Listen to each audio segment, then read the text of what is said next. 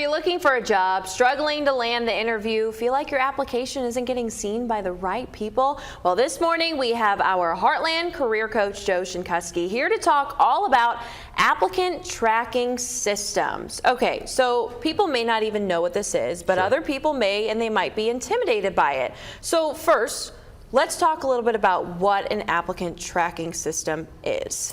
Sure, yeah, so thanks for having me. Of course. I write about 200 resumes per year for people kind of across the world, and they're really frustrated at the ATS, the bot, the AI, whatever you want to call it right now. I think we have this misconception that it's this giant Wizard of Oz kind of database that's keeping you from hiring managers, but it really is just a simple search platform that recruiters use to simplify their process, make sure they're getting the right candidates in the door. Right. And the quicker we can understand that and demystify it a little bit, the more success we can have. Yeah, and so is there a way that if you are intimidated by it, does it really work? Like, is this helpful to us, or is it something that we just have to deal with?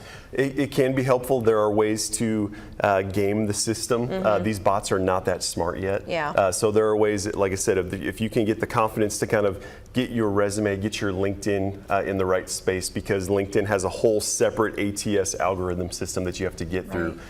Yes, there are ways that you can feel confident to attack it. And so this is beneficial to the recruiters, not to obviously the people that are applying for the job.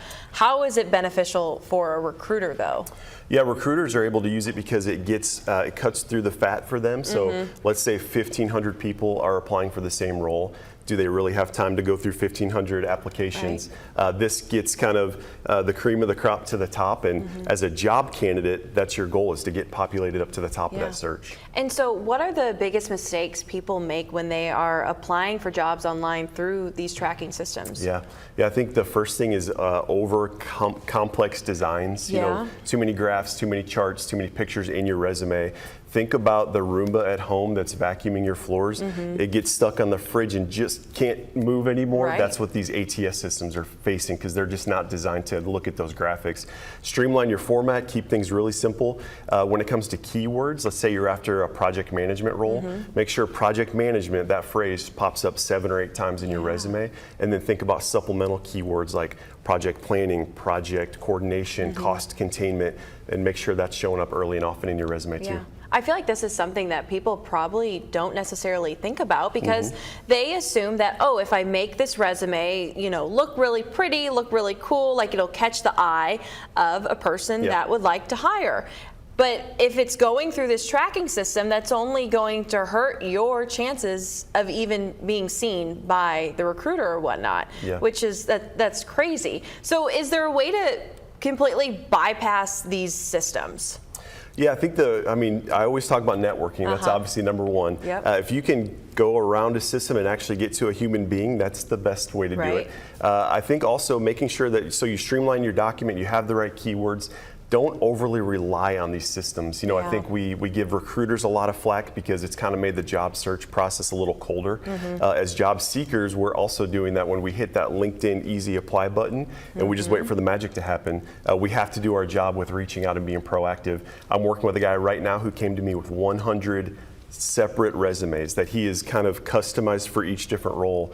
It's no wonder we're perplexed and we're really frustrated at these systems when our job search process is that complicated. That makes a person not even want to find a job. Exactly. Over 100. He's overwhelmed. That is so overwhelming. So what can job seekers do to feel more confident in their job search while going through all of this? Yeah, I think it's these robots are not here to give us confidence. You know, we have to get back to people. So network, going through a process of revamping your resume and your LinkedIn profile is a great way, a great non-awkward way to reach back out to some people in your network and say, hey, I'm back on the market, I revamped my materials, can I get you a coffee? I think you'll start to see the more you get back to people, the more your confidence will go up. Oh yeah, that matters so much. And let's talk a little bit about your Work Happy Happy Hour event that you guys have coming up. What's this one all about? Sure. So next Wednesday, the 25th, in Marion, Illinois, we've got Sarah Garcia as our guest, entrepreneur in the beauty industry. She's done it all. She's amazing. She's going to talk about confidence. She's going to talk about taking risks and just kind of lay out her career journey. Free food, free beer, free music as usual. Yes. Food provided by Glacier's End, which is this awesome husband-wife combo in Marion. My company, the Upright Group, sponsors it, Ethos at the Citadel, and we have a no robot policy, so it's nothing but humans ready to help you find work happiness again. That is awesome. Well, Joe, thank you so much for joining us this morning. If you're looking to do some networking, I would say that Work Happy Happy Hour event would be perfect for you all. We're going to go ahead and head to break, and we'll be back here in just a few.